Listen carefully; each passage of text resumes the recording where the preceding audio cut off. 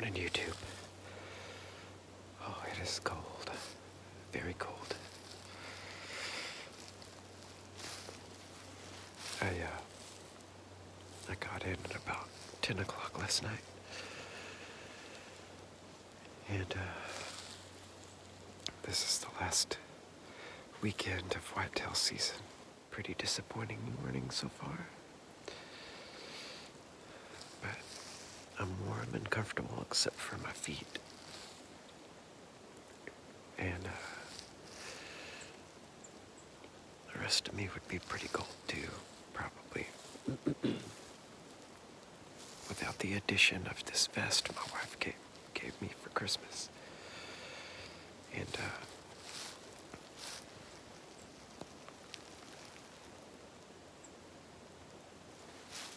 Zippo makes hand warmers. I didn't even know that. And, I'm pretty impressed. Everything's covered in ice. So, and I can't really wear gloves when I'm shooting a bow.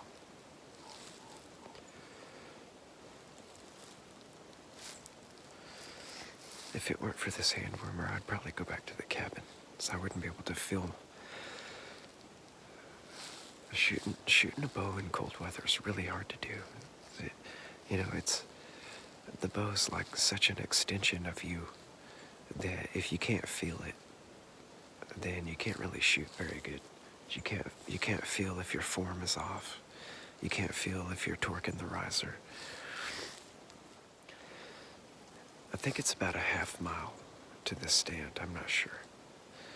But somewhere around a half mile, and I was about a quarter mile in to the walk to the stand, and I heard grunts.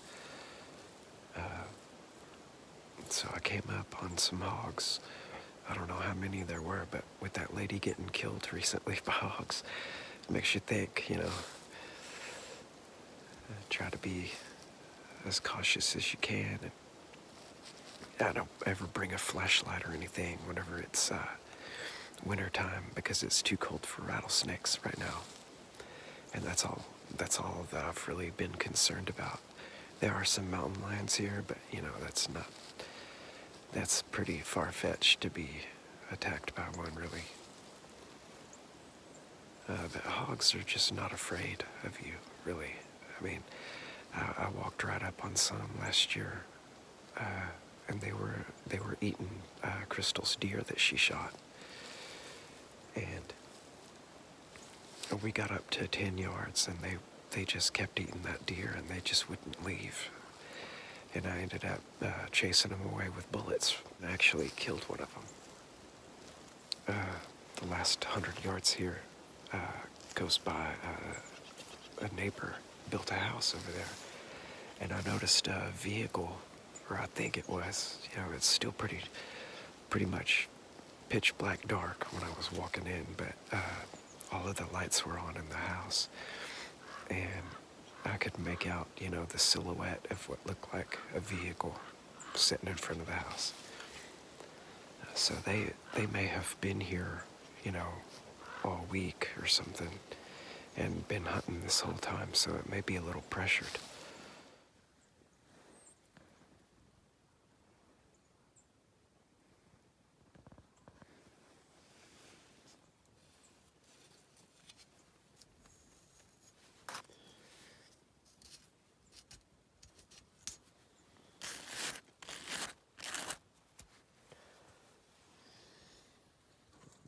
Camera arms, covers nice.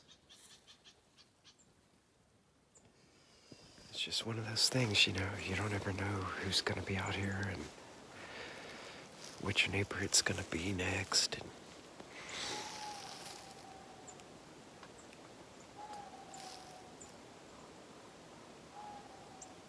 well, the axes are moving anyway.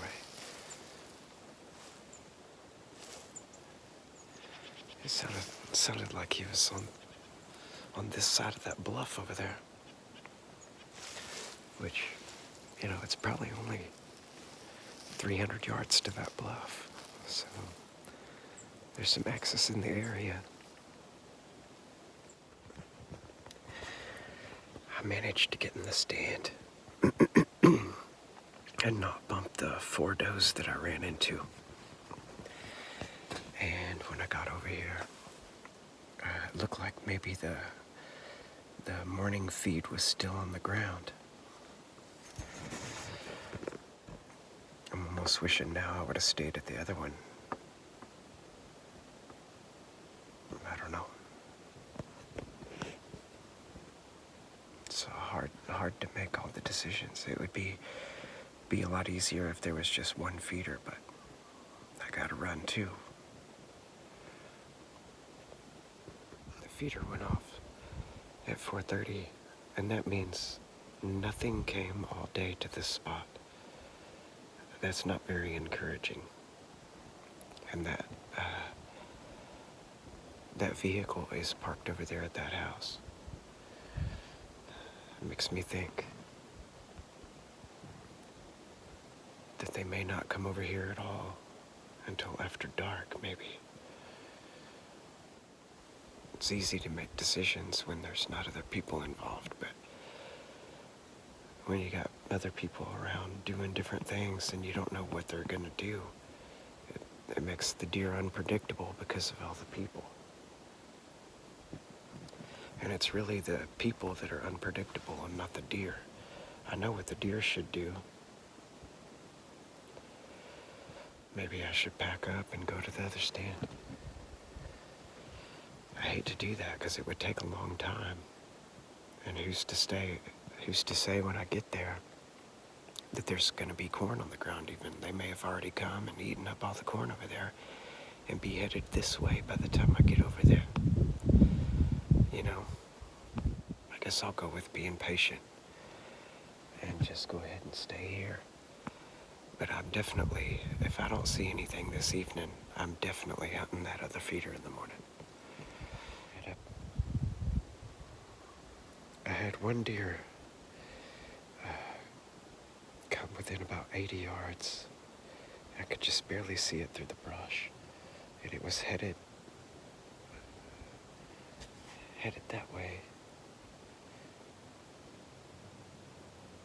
I thought when I saw it that it was gonna come on into the feeder. But it seemed like it was pretty uncomfortable about something.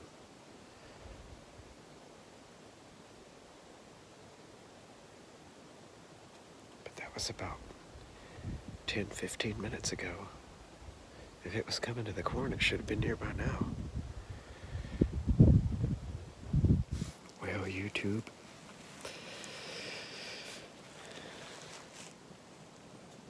It's almost 6 o'clock, and I still haven't seen a thing.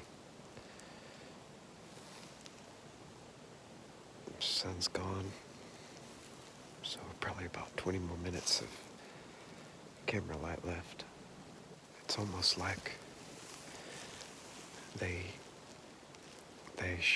shot something over there at the house, probably. And now things are just freaked out for a little while. But that hasn't worn off yet. They acted normal over by the cabin. They were there, they were milling around, eating the corn. They didn't seem like they had a care in the world. But that one earlier acted like it was running scared through. Well, it wasn't running, it was, it was a real fast walk, like something was following it. That's what it acted like, or it was at least really uncomfortable.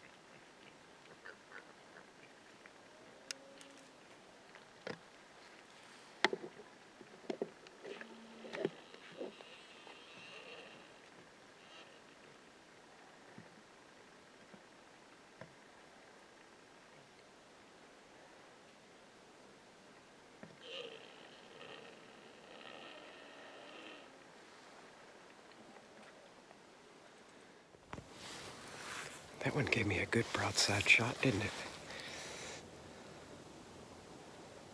Still no deer.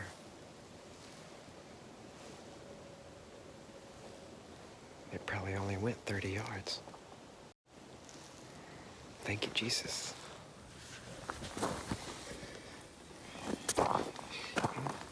This is where she was standing right here.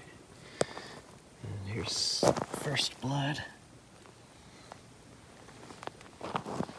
There's the arrow. Soaked.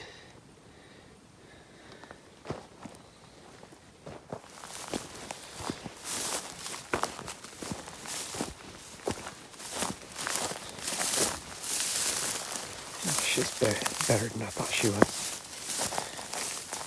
All right.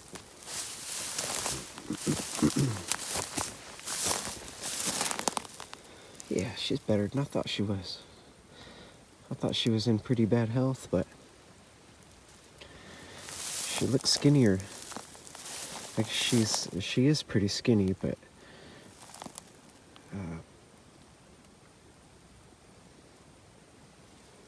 definitely worth skinning.